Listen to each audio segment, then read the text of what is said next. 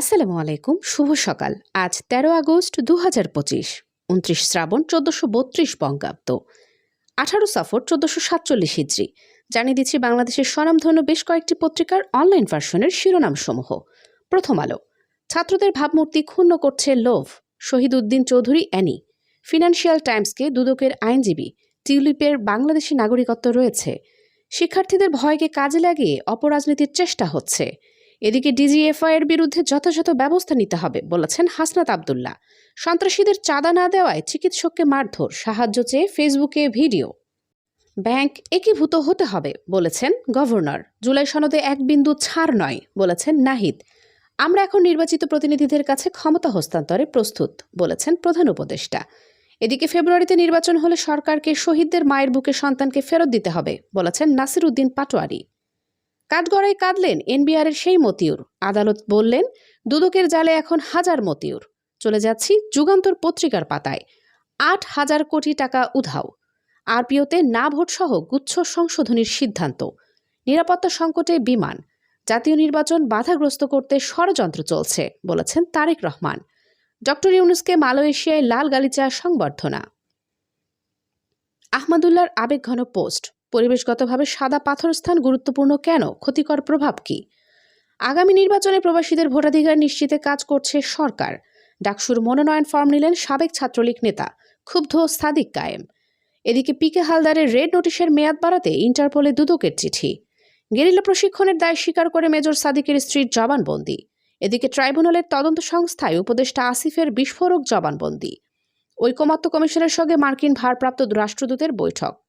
কাঠগড়ায় কাঁদলেন ছাগল কাণ্ডে ধরা এনবিআরের সেই মতিউর। খাদ্য নিরাপত্তা নিশ্চিতে সমুদ্র সম্পদ বড় অবদান রাখতে পারে বলেছেন মৎস্য উপদেষ্টা। আমলা কেনাবেচা করে নির্বাচনী বৈতরণী পার হওয়ার কৌশল জনগণ মানবে না। আমরণ অনশনে থাকা ৮ শিক্ষার্থী অসুস্থ। এদিকে দ্বিকক্ষ আইনসভার পক্ষে ৬৯% মানুষ। আসন্ন নির্বাচনে ভোট কেন্দ্রের সংখ্যা ৪৫,০০০। সুপ্রিম কোর্ট প্রধান বিচারপতির বাসভবনের আশেপাশে সভা সমাবেশ নিষিদ্ধ। ডিএমপির ৫ ঊর্ধ্বতন কর্মকর্তার পদায়ন। চলে যাচ্ছে আমার দেশ পত্রিকায়। প্রবাসীদের রেমিটান্সে ঘুরে দাঁড়িয়েছে দেশের অর্থনীতি বলেছেন প্রধান উপদেষ্টা। সরকারি কর্মকর্তাদের হাসিনার হুমকি, চাকরির সামনেও করতে হবে, এক মাঘে শীত যায় না বলেছেন হাসিনা। সন্ত্রাসী চাঁদাবাজদের দলীয় সদস্য না করার পক্ষে ৯২% মানুষ। ঐক্য ধরে রাখতে না পারলে আরেকটি ১-১১ আসবে বলেছেন নাহিদ ইসলাম। যুদ্ধে জড়িয়ে ইসরায়েলের ৫০% মানুষের ঘুম হারাম। এদিকে নারী শিক্ষার্থীদের হেনস্থা, ঢাবিতে প্রতিবাদ। জিয়াউর রহমানের শাসনামল ছাড়া দেশে গণতন্ত্রের চর্চা হয়নি বলেছেন মির্জা ফখরুল। ফেব্রুয়ারিতে ভোট হবে না বলেছেন নাসির উদ্দিন পাটোয়ারি।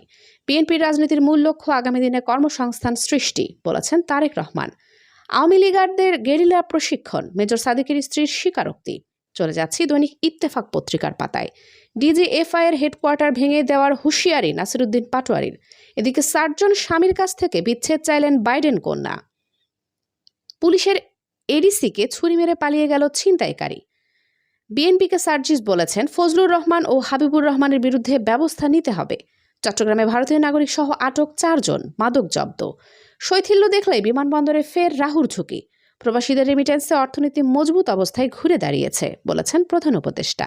গাজা ইস্যুতে ইসরায়েল ও ভারতীয় জাতীয় কংগ্রেসের পাল্টাপাল্টি নিন্দা। সব শেষে চলে যাচ্ছি নয় দিগন্ত পত্রিকার পাতায়। জীবনমান উন্নয়ন ও কর্মসংস্থান সৃষ্টি বিএনপির আগামী দিনের রাজনীতি বলেছেন তারেক রহমান।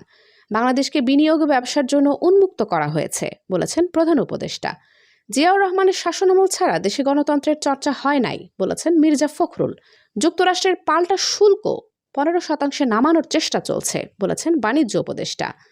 আনোয়ার ইব্রাহিম, রোহিঙ্গা ইস্যুতে বাংলাদেশের উপর তৈরি চাপ নিয়ে মালয়েশিয়া উদ্বিগ্ন। এদিকে মার্কিন ভারপ্রাপ্ত রাষ্ট্রদূতের সাথে আলী রিয়াজের বৈঠক। ২৫০০ ট্রাক সিএনজি সংঘর্ষে নিহত ৪ জন, আহত ৩ জন। ফেব্রুয়ারির মাঝামাঝিতে নির্বাচনের জন্য আমরা প্রস্তুত বলেছেন প্রধান উপদেষ্টা। ভারতে বাংলাদেশি পাট পণ্য রফতানি কি বন্ধ হওয়ার পথে? প্রবাসীদের রেমিটেন্সে অর্থনীতি মজবুত অবস্থায় ঘুরে দাঁড়িয়েছে বলেছেন প্রধান উপদেষ্টা। মালয়েশিয়ায় স্বল্প অভিবাসন ব্যয়ে নিরাপদ কর্মসংস্থান হবে ১২ লাখ শ্রমিকের। দেশের সরকার প্রধানের ফলপ্রসূ বৈঠক। নিরাপত্তা জোরদারে 7 নির্দেশনা, সচিবালয়ে সভা সমাবেশ নিষিদ্ধ। এদিকে আওয়ামী লীগের নেতাকর্মীদের গেরিলা প্রশিক্ষণ, মেজর সাদিকুলের স্ত্রী সুমাইয়ার স্বীকারোক্তিমূলক জবানবন্দি। সবশেষে জানিয়ে দিচ্ছি আবহাওয়ার সংবাদ। আজকের সম্ভাব্য সর্বোচ্চ তাপমাত্রা 31 ডিগ্রি সেলসিয়াস এবং সর্বনিম্ন তাপমাত্রা 28 ডিগ্রি সেলসিয়াস। বাংলাদেশের বিভিন্ন জেলায় অস্থায়ীভাবে দমকা হাওয়া সহ হালকা থেকে মাঝারি ধরনের বৃষ্টিপাত হতে পারে।